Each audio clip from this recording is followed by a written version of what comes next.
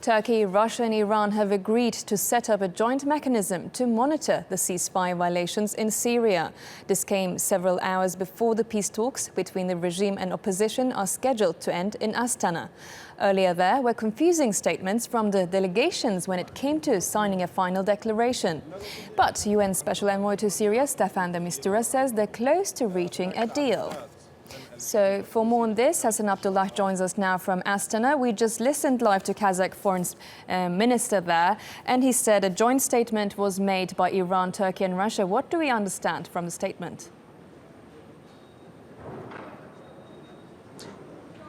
Well, first of all, Aisha, there was an appreciation that the opposition groups from Syria and also the delegation representing Bashar al-Assad participated in it. And the three guarantors, Turkey, Russia and Iran, have agreed that first and foremost, there can be no military solution to the crisis in Syria. There will have to be a political process. And also they've agreed on the three-way mechanism that would include Turkey, Russia and Iran, who would be monitoring any ceasefire violations. And the objective, they've said, is to reduce and minimize violence. Also, there has been an agreement that all the stakeholders will continue the fight against Daesh and also against Jabhat Fath al-Sham, that was previously known as Jabhat al-Nusra. And also there is the expectation now that this process will carry the stakeholders forward to the Geneva talks next month on the 8th of February. So these are some of the key points that have been discussed. We understand that there is still some confusion as far as the declaration that was initially mentioned is concerned.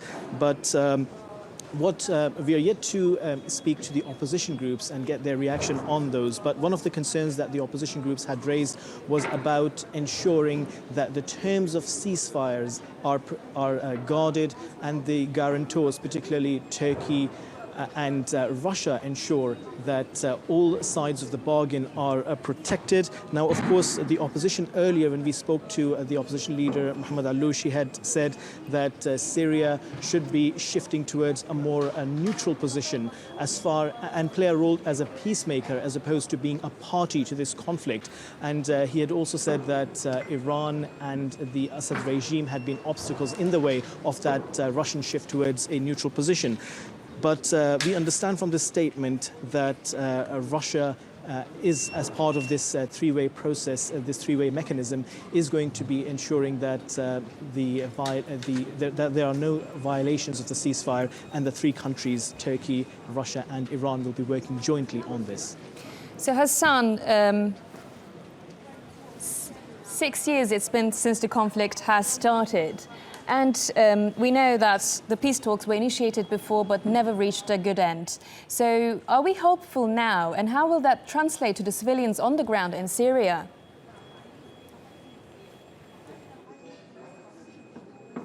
Well, when you speak to the stakeholders here, there's a general realization that, of course, 6 years, some 400,000 casualties, most of them, of course, civilians, and the opposition groups are quick to point out that most of the people who have been killed by the Assad regime. Now, the problems, of course, we've had in the past is that there have been very diverging interests, and it has been difficult to find common ground. But this time around, what happened was that Turkey, as one of the guarantors, insisted that the focus should be on the humanitarian point of view, and that despite the differences, the focus and the priority should be to alleviate the suffering in Syria. And it seems that this position has helped in getting to the point where there is an agreement, at least, that there should be a prevention of the violation of ceasefire.